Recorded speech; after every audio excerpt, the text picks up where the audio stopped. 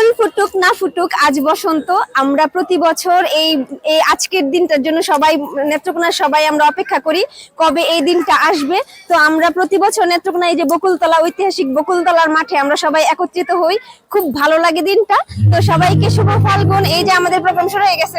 আমরা এখন বসন্ত বরণে এই যে আমাদের সজলা সুফলা আমাদের বাংলাদেশ, এই দেশে আমাদের শিল্প সংস্কৃতির সাহিত্যের জেলাই হচ্ছে আমাদের নেত্রকোনা। আমাদের এখানে নানান ভাবে আমরা রঙিন করে এই দিনগুলোকে সাজাই। যেমন আজকে বসন্ত উৎসব, এই যে বকুলতলা, এখানে আমরা জন্মের পর থেকে দেখে আসছি এখানে বসন্ত বরণ উৎসবটা হয়। আমরাও অধীর আশাগ্রস্ত হয়ে থাকি যে কখন এই দিনটা আসবে। এই যে এক সপ্তাহ ধরে সন্ধ্যার পরে আড্ডা হচ্ছে, এখানে কেউ আর্ট করছে, কেউ দেখতে আসছে, কেউ ছবি তুলছে, খুবই আনন্দজনক এই বিষয়টা। নেত্রকোনার যে গুণী শিল্পীরা এই প্রোগ্রামটাতে অংশগ্রহণ করছেন এবং আমাদেরকে উৎসাহিত করছেন, এমপি থেকে শুরু করে ডিসি স্যার থেকে শুরু করে সবাই যে আমাদেরকে উৎসাহিত করছে, সাংস্কৃতিকটাকে যে ওনারা যে প্রাধান্য দিচ্ছে, এটা আমাদের নেত্রকোনাবাসীর থেকে মানে খুবই এটা মানে শুভজনক আর কি।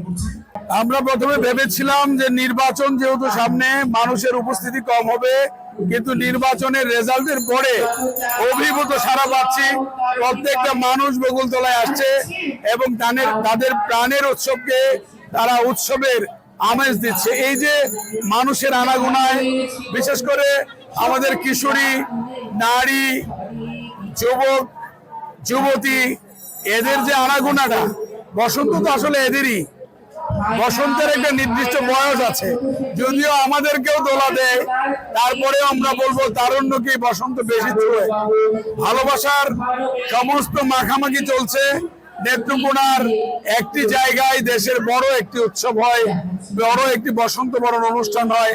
এই অনুষ্ঠানে সবাই আসে এবং সমস্ত প্রতিকূলতা ছাপিয়ে অনুষ্ঠানটি যখন তার গতিতে চলে আসে, তখন সবার মধ্যে একটি প্রাণ ফিরে আসে। আমরা দেখছি এখানে সবাই আসছে, সবাই সবকিছু ভুলে, বিভেদ ভুলে, ভালোবাসা নিয়েই কেবল আমাদের মাঝে ছুটে এসেছে। বাংলাদেশে এই সাংস্কৃতিক উৎসবগুলো, এই আনন্দগুলো, এই পার্বণগুলো হতেই থাকবে এবং বাংলাদেশ একটা অসাম্প্রদায়িক একটা সাংস্কৃতিক একটা দেশ হিসেবে পরিচিত হবে। আমরা শিল্পী কর্মীরা এটাই আশা করি।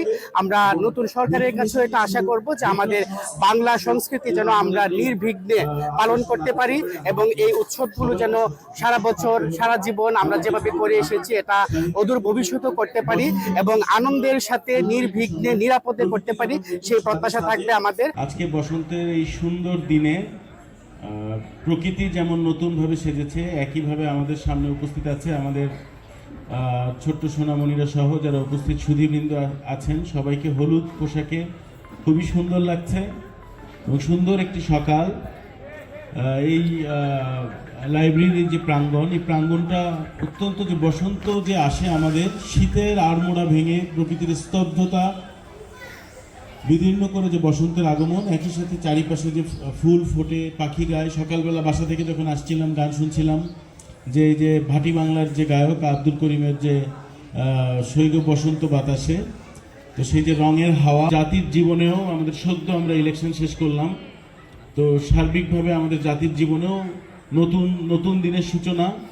সব মিলে এই সময়ে এই সুন্দর আয়োজনের জন্য যারা এই যে আয়োজন করেছেন, এবং আমরা জানি যে নেত্রকোনার আমাদের জাতি যখন বিকশিত হতে থাকে, সেই সময়ের এই 1957 সালে এই লাইব্রেরি প্রতিষ্ঠিত হয় এবং খালেকদার চৌধুরী উনি এটার ওই সময়ের যে আসলে বাংলাদেশের অন্যতম কবি সাহিত্যিক যারা ছিলেন, উনি তাদের এক কথায় পৃষ্ঠপোষক ছিলেন। উনি যে পত্রিকা সম্পাদনা করতেন, সেখানে তারা লিখতেন এবং এই নেত্রকোনার মাটি বাংলাদেশের প্রখ্যাত সাহিত্যিকদের পদচারণায় মুখরিত ছিল এবং অনেক বিখ্যাত বিখ্যাত সাহিত্যিক আমরা জানি যে হুমায়ুন আহমেদ ছিলেন, জাফর ইকবাল, তারপরে হচ্ছে আপনার কবি নির্মলেন্দু গুণ, অনেক, এবং উনি খালেকদার চৌধুরী নিজেও একজন সাহিত্যিক ছিলেন, উনি একজন প্রাবন্ধিক ছিলেন, কবি ছিলেন। সব মিলে আমাদের যে সংস্কৃতি, আমাদের যে ঐতিহ্য, তাতে নেত্রকোনা জেলার সারা বাংলাদেশে অবদান অনস্বীকার্য এবং আমরা সবাই এটা সারা বাংলাদেশ জানে। তো এই অনুষ্ঠান আজকের 29তম অনুষ্ঠান, দীর্ঘদিনের ঐতিহ্য রয়েছে এই অনুষ্ঠানের। তো যারা এর সাথে জড়িত, যারা উপস্থিত হয়েছেন, আমি সবাইকে অভিনন্দন জানাচ্ছি, ধন্যবাদ জানাচ্ছি। এবং আমাকে সস্ত্রীক আমন্ত্রণ করার জন্য আমি যারা আয়োজক আছেন আমি তাদের প্রতি ধন্যবাদ এবং কৃতজ্ঞতা জানাচ্ছি।